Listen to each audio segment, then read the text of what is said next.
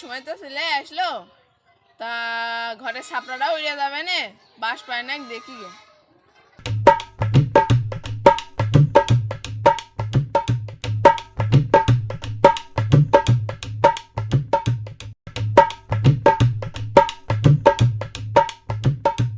যে গরম পড়ছে কারেন্টও থাকছে না, যায় বাগান নাই যে বসি গে দিনি।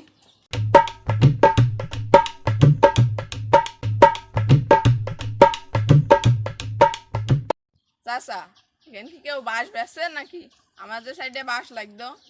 বাস তো বাবু আমারও আছে, টাকা পয়সার খুব অভাব চলছে, তা আমারও তো বাস বেচার দরকার, চলো দিন যাই।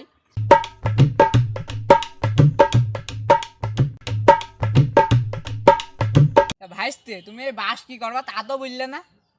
চাচা, ঝড় বৃষ্টির সময় আসছে, তা ঘরে ছাপড়াটা উড়ে যাবে না, সেজন্যই বাস নিতে আসলাম। ঘরে যখন বানবা তাহলে তো তোমার আর খারাপ বাস দেওয়া যাচ্ছে না, তাহলে তোমার পাকা বাসই দিতে হবে।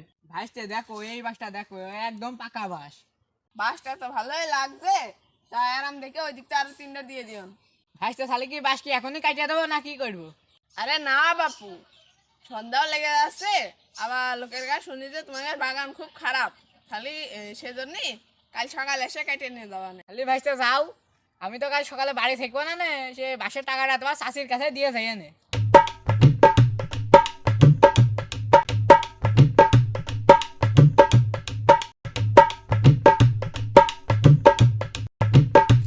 যাই খালি বাড়ি ভান যায়, বাড়ির মহিলাটা তো খুব খারাপ, তাই একটু দেরি হলে কমেন যে কাঁসা টাঙ্কি আনতে গেলে।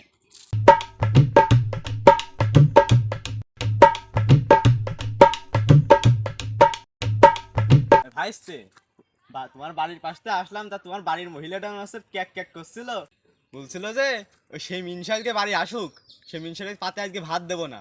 বাপু, খালি কি বাস কিনতে এসে বাড়ি যে বাসই খায় থাই, যাই বাড়ি ভান যাই, বাড়ি যে দেখি গে বোর রাখবেন নুয়েত পারি নাকি, নাইতে আমার বাড়ি যে ভাত দেবে না নে। চাচা, তোমার কি কাজটা আস নাকি? না ভাইস্তে, কাজ টাজ তো নেই, তোমার বাড়ির পাশে আসছিলাম, তা তোমার বাড়ির মেয়ে লোকটা ওই কথা বললো, তা তোমার হাতে আসার পথে দেখাও হয়ে গেল। চাচা, তুমি আমার সাথে একটু চলো, বাড়ির মেয়ে লোকটা একটু বুঝি কইও না, নাইতে ভাত বন্ধ করে দেবে না। ভাইস্তে তাহলে চলো, তোমার বাড়ির আগুনটা লিবিয়ে থিয়ে আসি গে।